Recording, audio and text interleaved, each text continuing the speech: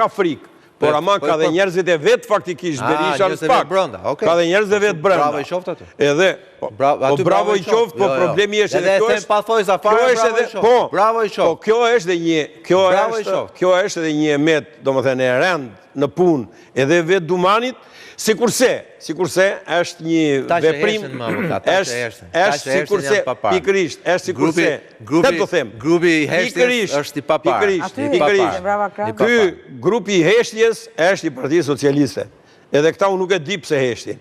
Këta sot, qa pyetje duhet bëni këta sot, dhe që nuk i bën, për turpin e tyre, edhe faktikisht, kjo i rëndon edhe në publike kudo. Pyetje tyre duhet ishte, Duman, po, një pyetje, 21 janarin, thuhet që ke në tavolinë, pse se firmos të qoshin gjyq? Duman, ke një kallëzim penal që të shber për korupcionin e Flamur Nokës dhe të janë evidentuar gjitha gjerat dhe thuhet që ka mbaruar hetimet. Pse se qon gjyq? Dhe i do përgjigjesh do thoshe, se kam, qysh tek e tjera. Duman, e ke në tavolinën tënde, ka mbaruar si hetim, ke 7 persona nën hetim për aferat korruptive të Berishës dhe familjes tij me Damian Fazliq me 105 milion euro. Pse se qon gjyq? Për çfarë arsye e mban ende në duart e tua?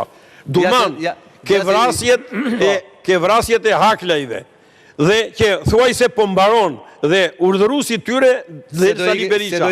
Pse s'qohet një gjyq kjo çështje? E tjera me radhë. Këto do ishin pyetjet e deputetëve socialistë sot. Kurse ata ndenjën si të vdekur. Pyetje dhe pse nuk erën këto përgjigje? Para se tikësh.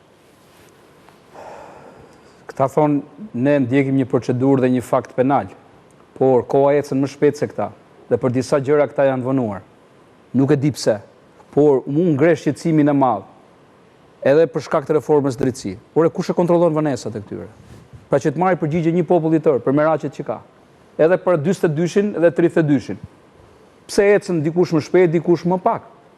Pse korupcioni që duhet ishte më shpejt se sa krimi organizuar? Se korupcioni krijon më dëm se krimi organizuar në një shtet demokratik, siç do ta bëjmë ne dhe jemi drejt BE-s, siç po na thonë. Pra, këto janë përgjigje që duhet na vinë nga këto institucione, të cilat ne kemi thënë dhe më përpara, flen gjumë, Sokol. Gjumë, duhet zgjohen nga gjumi.